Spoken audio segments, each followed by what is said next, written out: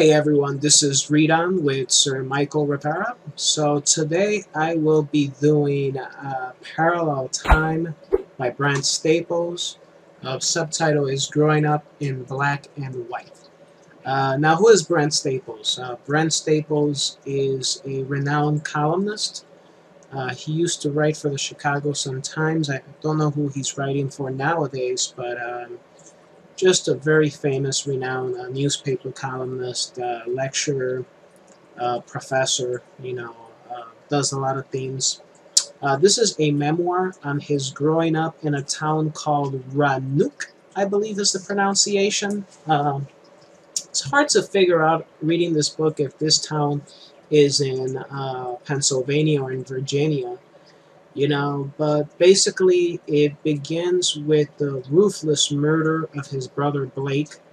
The autopsy pictures when he's looking at them for the first time and the impression that they create on him.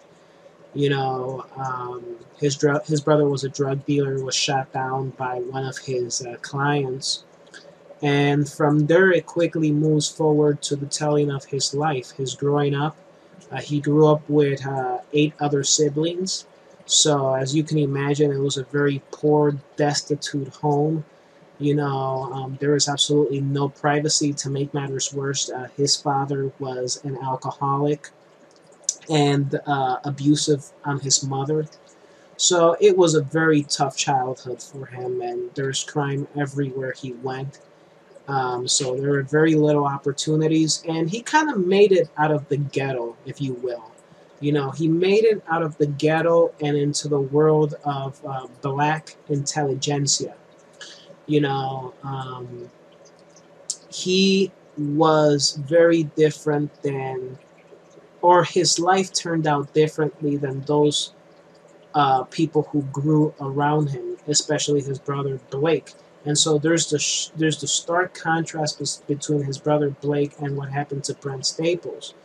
From there, basically, he goes to the University of Chicago eventually to get his master's degree. He begins this fascination with the author, the Nobel Prize winning writer Saul Bellow. He just becomes obsessed with him. And from there on, he graduates and he becomes a newspaper columnist. So it basically tells his whole story from rags to riches. But I would say in a very melodramatic, but at the same time humane and sympathetic type of way. There were times, however, where I questioned whether some of it was truly memoir or just vanity. Oftentimes Brent Staples, it felt like kind of just flaunted his intelligence, flaunted the fact that he knew the philosophers and stuff. And I was like, okay, well, all right, all these philosophers, so what? That doesn't really add to the story, to the beauty of his story. And not only that, we already know he's very intelligent, very intellectual. Um, However, as a strength, I think that this book had the fact that it explored the theme of what W.E.B. Du Bois considered double consciousness, which is being yourself, but at the same time looking at yourself through the eyes of others.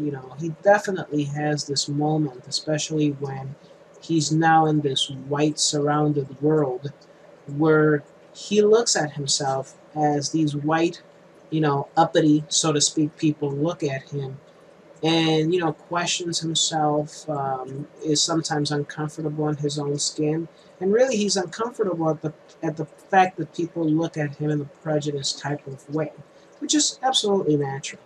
But what I really loved about the story is that it vividly dealt with these situations where you are dealing with race relations, particularly black-white race relations, even black Polish race relations. At one point, he lives in a Polish neighborhood, and he talks about how that chemistry and that dynamic worked out when he had Polish friends and stuff like that. So it's something very unique, something that you usually don't find in these types of books. And the story also comes full circle at the end when he expresses exactly what his brother's murder meant to him, how it shook his foundation. So Parallel Time, once again, a very great read. It has some flaws, yes, but all in all, it's a good read.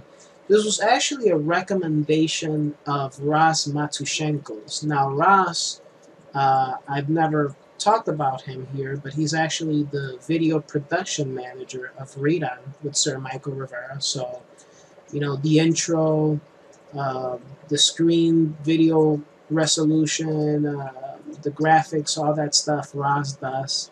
So Ross recommended this book, and I think it's a great, fascinating read. So if any of you guys have read it, or if you're familiar with the term double consciousness, please comment. Let me know what you think. Give me some feedback, and keep staying tuned to Read On with Sir Michael.